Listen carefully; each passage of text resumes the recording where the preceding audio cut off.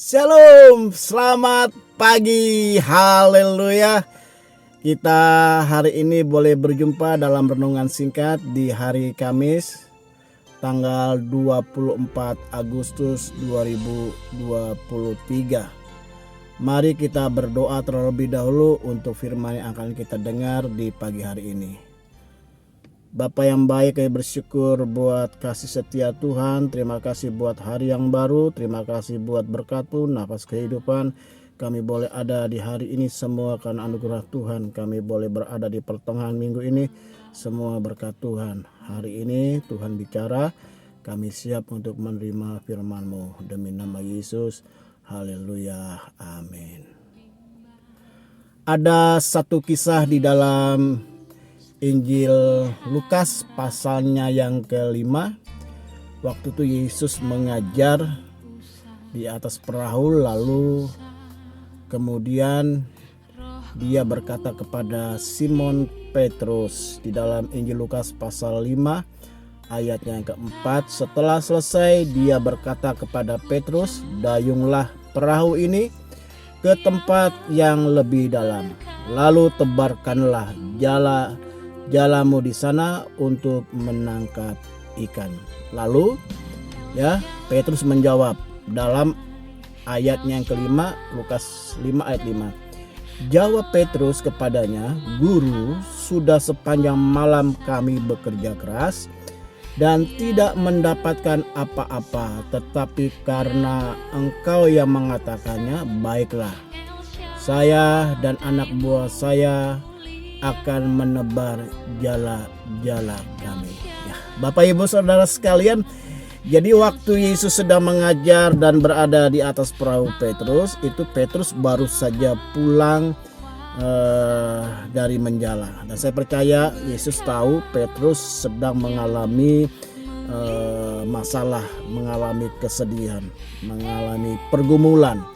Dan saya percaya Yesus tahu hari itu Petrus tidak menghasilkan apa-apa. Lalu kemudian Yesus menyuruh Petrus untuk mendayung perahunya ke tempat yang dalam, lalu disuruhnya menebarkan jala. Nah, perhatikan.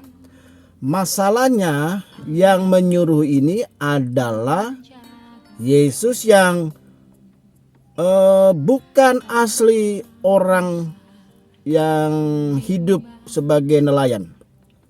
Yesus tidak tinggal di pantai, di perkampungan nelayan. Yesus adalah putra dari seorang tukang kayu. Jadi kalau soal meteran, pahat, palu, paku, kayu, itu memang ahlinya Yesus. Tapi hari itu Yesus berkata kepada Petrus, seorang yang lahir besar, yang hidup sehari-harinya sebagai nelayan, yang punya pengetahuan, punya kepandaian, punya pengalaman soal menangkap ikan. Nah, ini tiba-tiba ada satu pribadi yang menyuruh Petrus untuk menebarkan jala, menyuruh Petrus untuk mendayung perahunya ke tengah danau.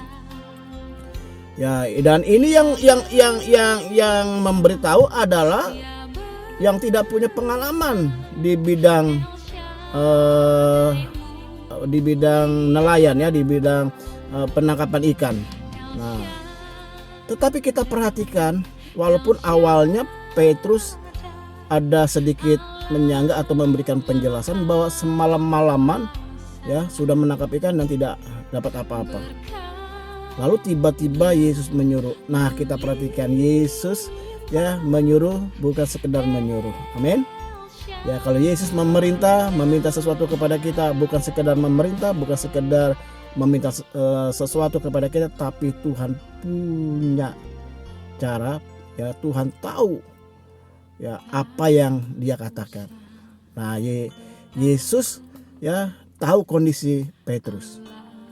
Seharusnya Petrus juga protes, udah capek, semalam-malam nggak dapat apa-apa, kurang tidur, lelah, ngantuk berat.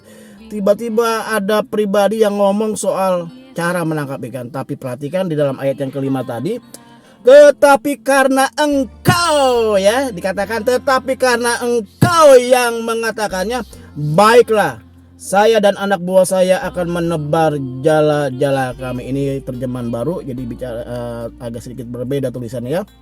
Jadi Petrus melakukan, dan di dalam ayatnya yang ke-6, ketika mereka melakukannya banyak sekali ikan yang tertangkap sampai jala mereka hampir robek. Lalu Petrus dan pengarang pekerja melambai-lambaikan tangan kepada teman-teman mereka di perahu lain untuk datang membantu. Mereka pun datang dan menolong Petrus serta anak buahnya mengangkat ikan-ikan itu. Kedua perahu mereka terisi begitu penuh sampai hampir tenggelam. Ya, perhatikan ketika Petrus melakukan dan taat apa yang Yesus katakan.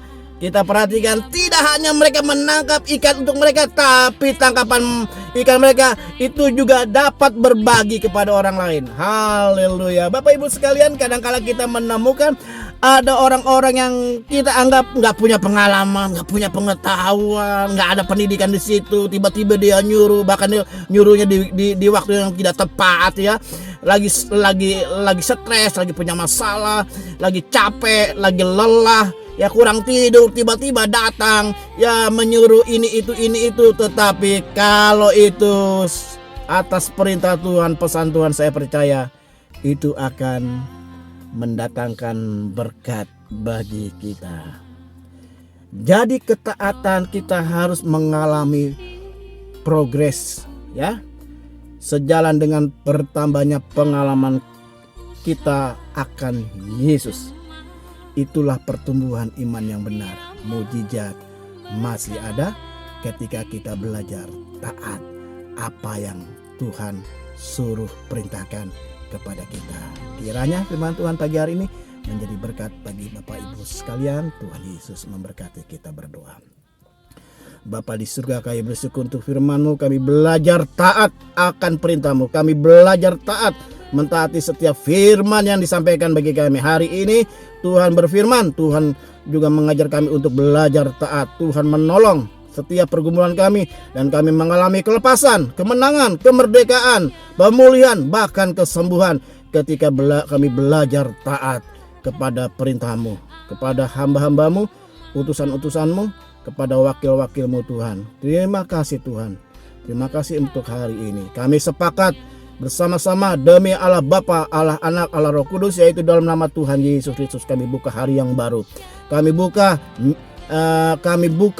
kunci kegiatan kami, aktivitas kami sepanjang hari ini, dan dalam nama Yesus kami buka kunci berkat kami terbuka berlimpah-limpah atas kami sekalian. Dan akhirnya kekasih-kekasih Tuhan dimanapun engkau berada sekarang, terimalah berkat Allah Bapa, kasih karunia dari Tuhan Yesus Kristus, persekutuan dengan kuasa Roh Kudus tinggal bersama dengan kita sekalian dari saat ini sampai selama-lamanya. Kemanapun engkau pergi, engkau ditentukan untuk tetap jadi pemenang. Bersama kita katakan amin. Sampai jumpa hari Senin. Ya, hari Senin kita akan jumpa dalam renungan awal minggu. Dan ingat, tanggal 1 September kita akan masuk dalam renungan awal bulan pada pukul 5 pagi. Salam untuk semuanya. Tuhan Yesus memberkati. Tetap semangat, sehat semua, dan sukses bersama dengan Bapak Ibu sekalian. Shalom.